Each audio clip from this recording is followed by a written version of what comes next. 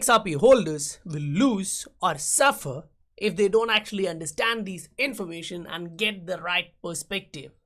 Because from last 5-6 years, efforts of Ripple the company and the response of their clients, it's clear that it works. The technology which they are bringing onto the table does work.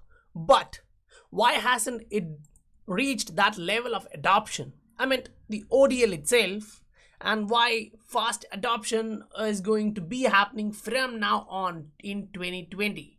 Why it hasn't happened previously, but why that is going to happen from now on. And I think, so to give you some context, in 2016, what we did was we piloted with 12 banks. We said, hey, these 12 banks were based across regions throughout the globe, and they did not have pre-funded relationships with each other.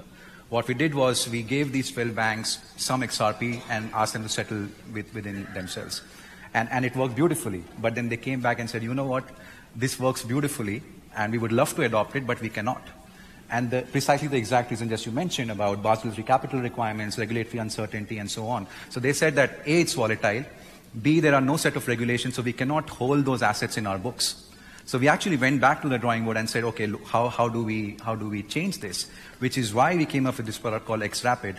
And again, I absolutely agree with Lisa, so we actually piloted, instead of piloting with big banks, we piloted with the big payment providers because they were more willing to do this. So that was just to clarify that they used XRP for settlement, and it was much efficient for them. In fact, Royal Bank of Canada highlighted that using this technology, they are able to save 46% from their payments. Now that is actually a huge thing if you are actually considering this technology. But from here, we just understood that we don't have that regulatory clarity. Now that was back then, right? So what has just changed? But from here, we understood that banks were not allowed to hold XRP in their books at that time. Recent announcement, however, changed the scenario, right? OCC just announced that banks can hold crypto and XRP specifically as a utility token because it provides a use case. Now, look at the pilots of Ripple. After that, it looks like, Bank of America, Bank of England. It's a lot more than that. But why is the price still down for XRP?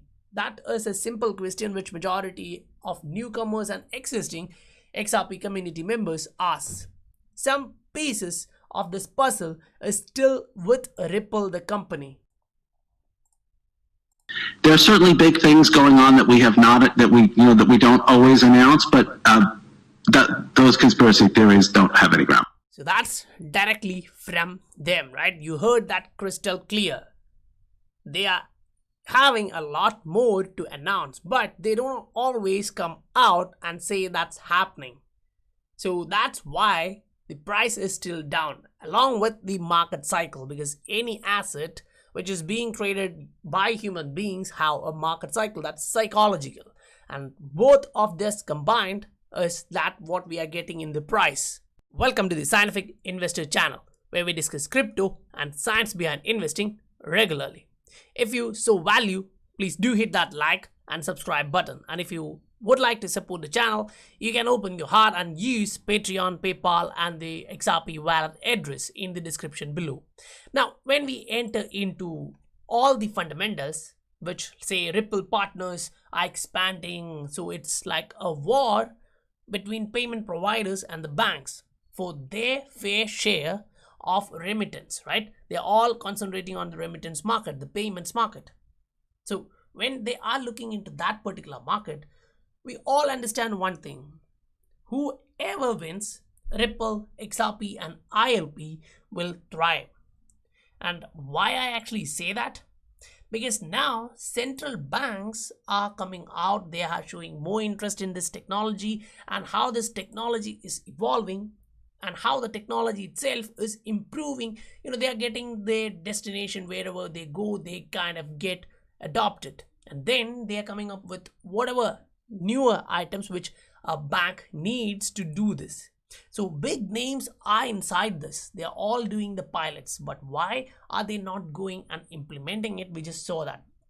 Now, as the regulatory clarity is coming out slowly, what all are changing? The technology is improving. It's allowing them to get more value. DLT based solutions for cross-border payments is soon becoming the standard. We all do understand that. Now, when we come back into this particular document from Accenture, if you actually jump into, say, page number 10 in this particular document here and look at it, you can understand the name of Ripple, the company, is being used multiple times. Now, it is in a viewpoint about payments. They are talking about payments. Remittance therefore form a major revenue stream for regions banks. They are talking about Middle East. And then 2016, Emirates NBD and India's ICICI Bank worked with Infosys Finacle to trial blockchain across areas including remittance and trade finance. So when they look at payments for multiple use cases, they are looking at Ripple. Now, they highlight here like the National Bank of Abu Dhabi became the first Middle East bank to partner with Ripple, a global payments network built on blockchain. They are looking at real-time cross-border payments. And when you come at this area, they talk about Sama. Saudi Arabia is showing their deal, right, with Ripple, the company. And when you come here at the bottom, you can understand that remittance fee are typically costly. Now, when you're entering into this type of facility, you are able to give your customers way better cost, right? You can understand a lot more partnerships. Like in the previous video, we listed a lot more partnerships, right? Even that was like 5-6 years before. But looking at 2020 and looking how they evolved in last 5-6 years, that is indeed a lot of progress. Say Ripple provides a powerful example of the importance of a functional ecosystem. Now we understand that currently announced one is 350. Now back at that time they were talking about 100 financial institutions in a cool manner. So now you have 350. So the network has actually increased. So automatically that would only get more value for those who are entering into that network.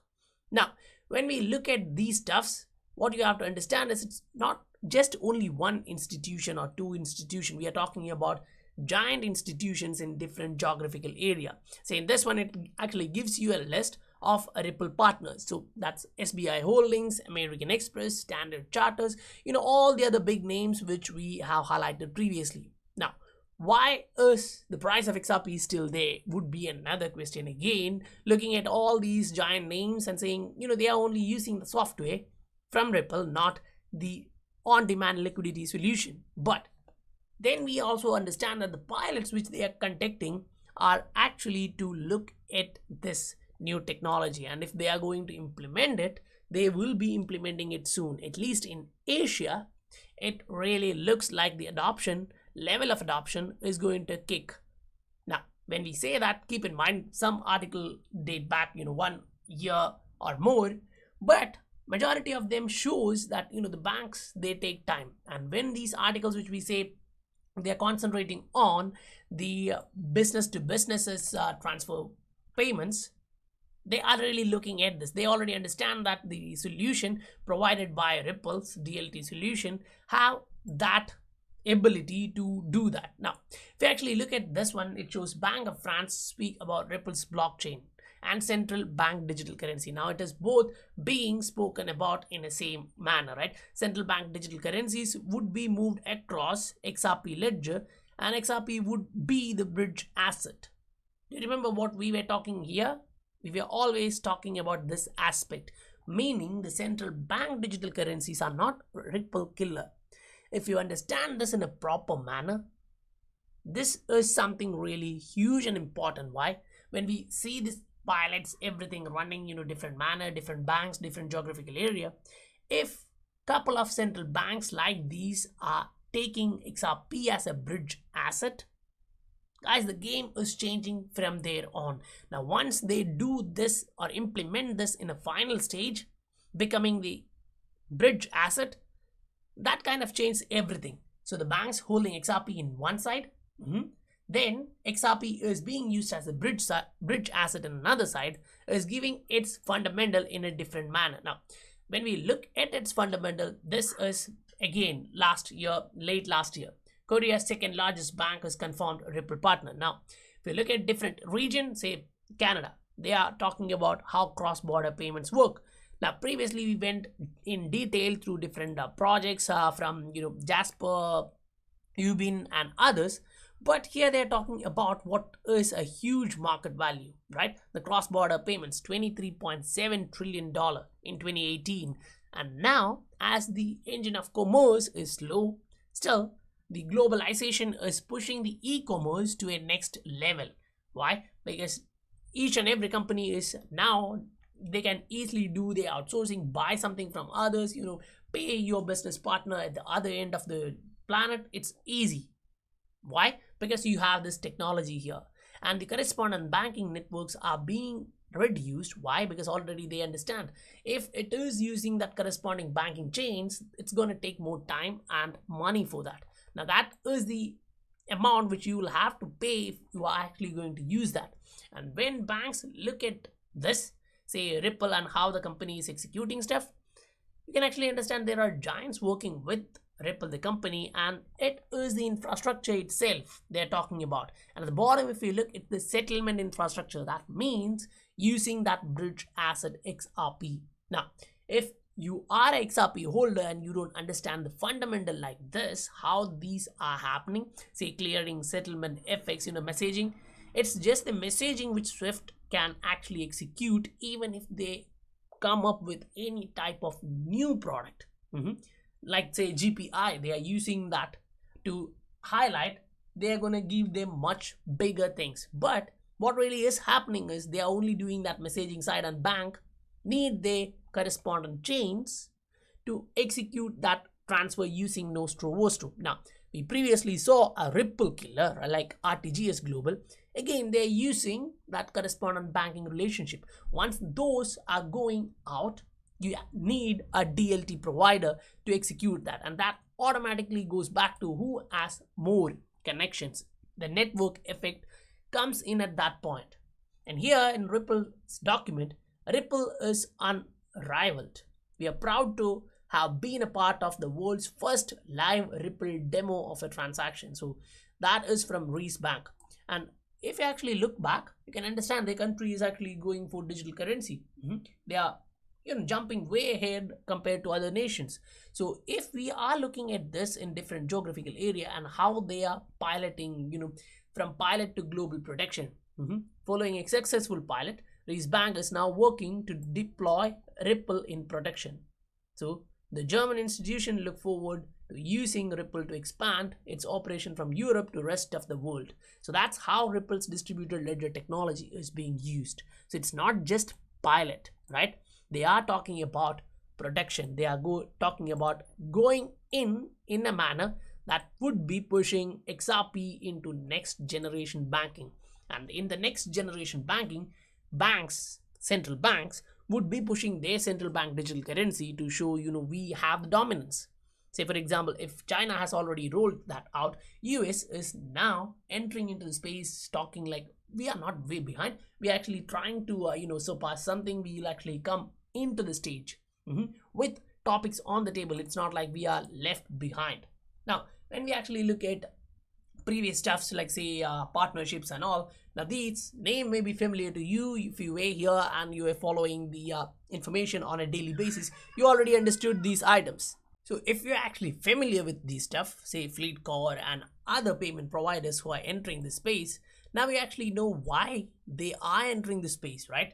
Because previously banks were not allowed to hold XRP, a digital asset, in their books. So Ripple actually diverted and went towards payment processes, right? So these payment providers, payment processes now have a lot of pilot programs. Say Cambridge will pilot the use of XRP, the native asset of XRP ledger, in payment flows through XRapid. Now that was previously solution for on-demand liquidity. Now it's just on-demand liquidity. So the pilot programs using XRP, they already understood that it is beneficial for them and they are using digital asset XRP. Here, new pilot program will explore use of a digital asset XRP to enhance efficiency of international payments. Remember, it's not just the software of Ripple, the company, which is being used here. It's talking about on-demand liquidity, sourcing that liquidity using digital asset XRP. So if you don't actually understand the space is changing, and it's will be like a meteor falling from the sky and just hitting the earth, but it will take time. Now, yes, I know September 15 and other dates are being highlighted as, something really special and all. But keep in mind, yeah, even though it can happen, there are chances that it may not happen. Why? Because, it completely is based on the market cycle and then the fundamentals. Now we understand that the fundamentals are actually stronger than ever. Just the mentality of the investors are different. Why? Again, we can look back just at US. They haven't actually gave the proper clarity for XRP when they have given that for BTC and Ether. So if someone is actually highlighting a particular date like September 15, October, keep in mind September itself and October would be actually a cool month for us. Why? Because if you look at XRP on a longer time frame chart such as weekly, monthly, you'll understand there are changes, and we are actually waiting for something to burst to the upside through these overhead resistance zones. As we are getting across in the MACD, now usually you already know that the MACD doesn't actually cross directly. If you look at MACD, you can see bounced once, bounced twice. It's still looking like that, right? It came, it showed a tendency, then bounced, then it crossed here. So usually that happens like that, but it shows that there is a tendency to go to the other side. If you're looking at here, one, and then a capitulation, a drop, and then the cross to the upside. So if we are looking at that in the monthly, we understand that there is a pump which is delayed, or at least it's for sure that we are going to get a pump. The question is, when will we get that? But when we look at the technicals, we understand that on a shorter time frame, say at least on a daily, the price is reflecting a particular support level. That support level is also being highlighted here because we had a similar pattern previously in which we were being supported in a similar manner, but we actually went to the downside there. Here, when we look at that on a 4-hour chart, what we are kind of able to see is something like this, say a bearish checkmate. If the price is breaking about this level, that is 0.244, it kind of gives you an idea like it is entering into a bearish checkmate phase, like the price actually came to the downside.